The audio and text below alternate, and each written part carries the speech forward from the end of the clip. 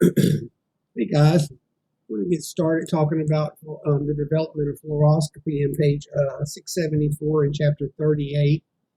Just give you a little history going along with the understanding of what fluoro is, as you will be actually not doing the exams this summer, but you will be observing fluoroscopy, fluoro. That's part of our diagnostic departments at our clinical site. So at least you'll have some understanding of what's going on as far as the machinery. I do have a little PowerPoint that I built that I want to kind of run at the same time. So give me just a second. Excuse me. Okay, the development of fluoroscopy, chapter 38, page 674. The production of dynamic or moving radiographic images in real time or as they occur. That's basically what a fluoro exam is doing. It's looking at dynamic or moving images of the body in real time. They can be recorded. You can actually take hard copies during the exam itself, but the overall idea is that you're watching the dynamic or the motion of contrast, or actually, it doesn't even have to be a contrast exam. We can look at the diaphragm movement.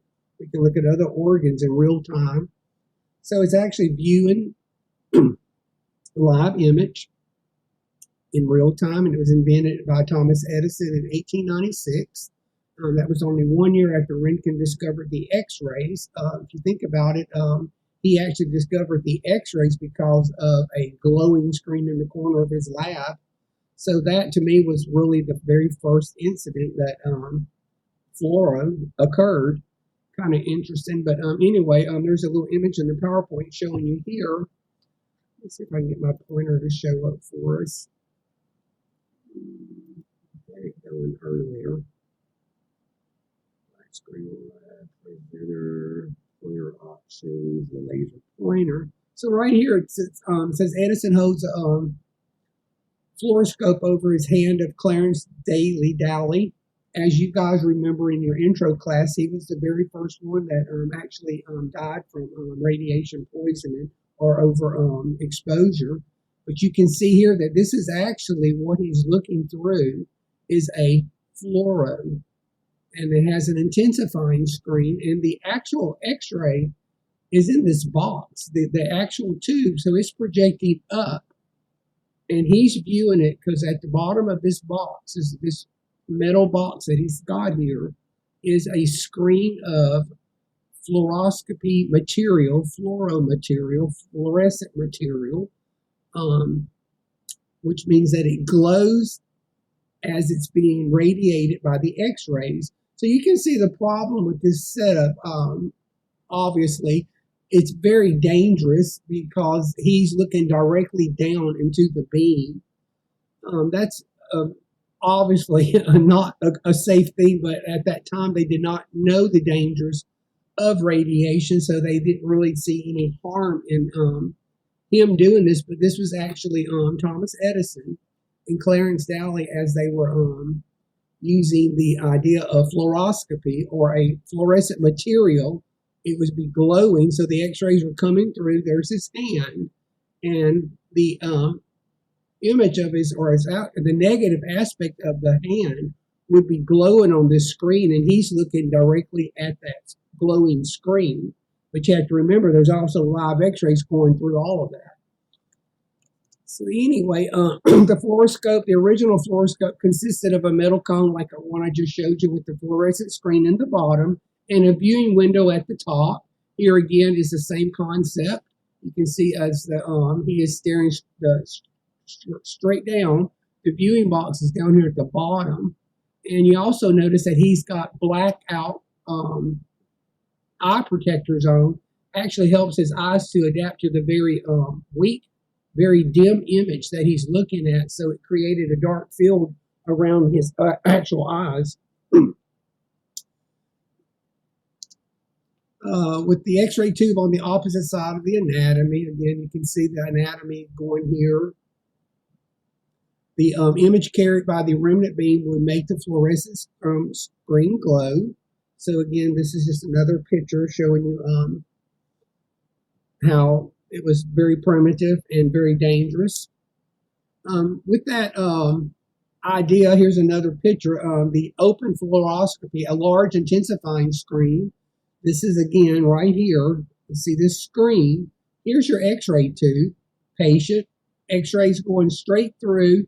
This is not radio opaque, so it's not stopping those x-rays. So this guy here is actually getting, the radiologist, I would think, is getting fully exposed, but he's able to see the glowing on the back of this image intensifying screen. So it's made out of a fluorescent material, and what it does, it reacts to the energy of the x-rays. And as the x-rays carry their energy through the patient and the remnant being behind the patient, here's your plate, it actually causes a reaction, and it starts to glow in response to the energy from the x-ray tube. It says a large intensifying screen was positioned behind the patient in a completely darkened room. The radiologist had to dark adapt his eyes to the very dim image. Exposure to both the patient and the radiologist, whose head was directly in the remnant x-ray beam, was extremely high and very dangerous. Now, obviously, that's shown in this picture. So in lieu of that, and to replace that as a safer idea, John Coltman in the 1940s developed what we call the electronic image intensifying tube, and actually took that x-ray, that converted the x-ray image into an electron beam that could be accelerated and refocused for intensification purposes. This dramatically reduced the MA required saving patient dose. So again, the image intensifying tube is the process or the equipment that was developed to take that very dim, glowing image that these earlier radiologists were looking at, directly looking into the beam, but seeing the glow of that screen. They're taking that very weak image, that very weak remnant beam, taking that beam itself and going to put it through some layers in another type of tube called an image intensifying tube, and cause it to intensify its energy, intensify its ability to create brightness, so therefore the image is actually going to be improved. And it's also going to dramatically reduce the patient dose because it's not going to require the radiologist to stand directly in front of the beam. The first image intensifier tube was only 8 centimeters, 3 inches in diameter. Modern II tubes, image intensifier tubes, can be up to 40 centimeters in diameter. This is something that is very still familiar. You'll see it, you'll recognize it when you go into the departments. Here is your regular diagnostic tube, right? The one you're used to using in our labs. And this is actually the image intensifier, the tower as we call it. So this is the tower. Now the tube is still, we do not use the diagnostic radiology tube. The diagnostic tube, we don't use that one. But there's a tube underneath the table that's shooting directly through the back of through the table and through the patient, the same basic setup. But this system here is going to receive that remnant beam and intensify so that the image is much brighter. And this is showing you that I actually have a recorder right here is what this arrow is pointing to. It's a camera that's actually going to take some images of that as it's being intensified. But notice how wide the diameter is down here, up to 40 centimeters, very wide. And then up here at the bottom, or the end of the tube, this is called the image intensifying tube. It's smaller. That's going to become very important in our next little series or next little video, but we're looking at the input versus the output, and it's telling you that the diameters can now be up to 40 centimeters and that's in figure 38-5 on 676 in your book. I believe it's in there. Yeah, that's something that's still out there. We see lots of our clinical sites still have this. They were able to retrofit this to the DR world, so you will see these. These are called fluoro towers, the tower image intensifiers, house tube, fluoro house, lots of different names by it. But again, keep in mind, and what I'm showing you over here in this upper corner, that is your normal diagnostic x-ray tube. This here is a image intensifier, And the X-ray tube that it's using to generate a remnant beam in patient exposure is located underneath the table, shooting up through the table, up through the patient, and this picks up that remnant, that very weak signal that the radiologists in the earlier days were looking at on the back of that glowing screen. It's going to pick it up, and we're going to do a lot of layers as it goes through this, but we'll get to that in just a little bit. But this is what a modern image intensifying tube looks like. The fluoro tower, again, this is on page 676. It says several different recording devices can be attached to the top. Over here is what we're calling the spot. To the image intensifier, including a digital photo spot camera, which is what that's called, a closed circuit TV camera. A lot of times they will have both of them. They'll have a spot, and they'll also have a television monitor in there where you're looking live. You'll be actually standing away, even out of the room, and you'll be viewing what's going on as the patient is being fluoroed. So static images, still images, what you know of today as an X-ray, or can still be performed by using this device right here called a spot view. So you can immediately jump in there and snap a hard static copy, or you can also record this fluoro exam on a recorder. We'll get to all that much later in physics too, but we wanted you to have an introduction into what fluoroscopy was and actually what the tower, and you can notice right here on this little lower corner of this square picture, all kind of different buttons. You're going to be expected to know these at some point, what they're used for and how to actually use them.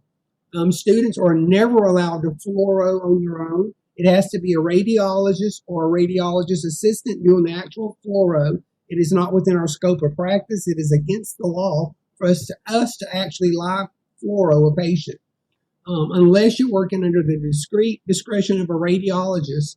But that's not the case in most of our clinical sites. And as a program, we do not allow our students to fluoro because it still has a lot of radiation involved in it. Your fluoroscopic exposure rate, the X-ray generator requires additional circuitry to operate the fluoroscopic mode, including something called an automatic brightness control circuit. That's on page 675. We'll briefly talk about that, and then we'll get into it in more detail. But due to the low exposure rate, fluoroscopic images are statistically inferior to overhead images and demonstrate more noise, and this is on page 675. So that's basically, it's telling you a low exposure rate. You're talking about like 5 MAs, maybe up to 20 MA. These are your MA stations. But think about it's the fluoro time. These are fluoroscopy exams, upper GI, barium enemas, esophagograms, cholangiograms, surgery cases using a C-arm. So it's not necessarily the actual amount of radiation. It's the time that the radiation is being on live, it's an accumulation of that time of the entire exam, whereas where we're talking about it has such a high exposure rate. And we'll talk a lot more about that. Automatic collimation adjusts the field to the proper size when the SID is changed. This is off of page 675. And automatic brightness control, the ABC circuit alters the KVP, the MA, or both according to changes in the X-ray beam. Attenuation by the atomic part due to the patient position, thickness, atomic number, or density. This is simply telling you that the ABC automatically adjusts all of your technical variables as the patient is being turned from a supine to an oblique to a lateral, or whatever your movement of the patient is. Obviously, the thickness of the patient is changing. So what the machine does, it automatically adjusts these technical variables, your KVP, your MA, or both, in order to maintain that overall image brightness on that monitor. So you don't have to do any weighting as you move the tube. And as we move the tower, the fluoro tower, that is called panning. It's P-A-N-N-I-N-G, panning of the patient. So you're moving it around, looking all over the patient as the patient is normally, it's involving drinking contrast, or if you're looking for some other movement within the body. The radiologist may select the brightness level desired, and the ABC will maintain it throughout the procedure. So once the brightness is there and he or she likes what is being demonstrated on the monitor, there's a button that you can actually push, and it maintains that level of brightness throughout the entire exam. It doesn't fluctuate. If that's not turned on, the ABC is not turned on to be standard or locked in. It kind of gradually goes in and out because it's readjusting itself as the body part changes the thickness, or as it says, the atomic number or density of the patient. Okay, that was the end of part 2. We'll discuss the components of the image intensifier tube and how weak the remnant beam is intensified to create a brighter image in part 2. That'll be starting over on page 676. But again, I just wanted to start this out, guys. This is a really, really long chapter. We have made some decisions regarding the amount of content that you're going to be required to know. But I think it's important that we know, the very first part of chapter 38 talks about mobile radiography. So you really need to know that in order to go be able to do your portables this summer. You need to understand fluoroscopy, basic fluoroscopy, just so that you have an understanding of what's actually going on, as I said earlier, with the image intensifier tube, how it's being utilized, and to understand that there's actually an x-ray tube underneath the table. You take the diagnostic one that you normally have over the table, you take it and lock it in the corner of the room. And when you pull your fluoro tower over, the tube underneath the table automatically locks in with the tower. So anywhere you go with the tower, there's actually the tube follows it. So those are connected underneath the table. Again, so your radiation is coming from underneath the table and hitting that image intensifying screen. So that's why I thought the very first picture that we had in this PowerPoint on page 675, I don't know if there's the first one, but it's the actual radiologist sitting there in that chair looking at that full panel. That's still the same principle, but that panel is now being taken, and that faint image is going to be taken, and it's going to be accelerated in energy to the level where we're increasing the brightness of the actual image that we're now watching it over on a television screen. But that's just a brief history, a brief description of what you're to expect to understand and know about fluoroscopy. We will pick up again on part 2. That's going to be the actual layers of the image intensifier tube on page 677 in part 2 of this lecture. I may do part 3, I'm not sure. But anyway, guys, stay safe. And if you need any help at all with this information, please let me know. Thanks.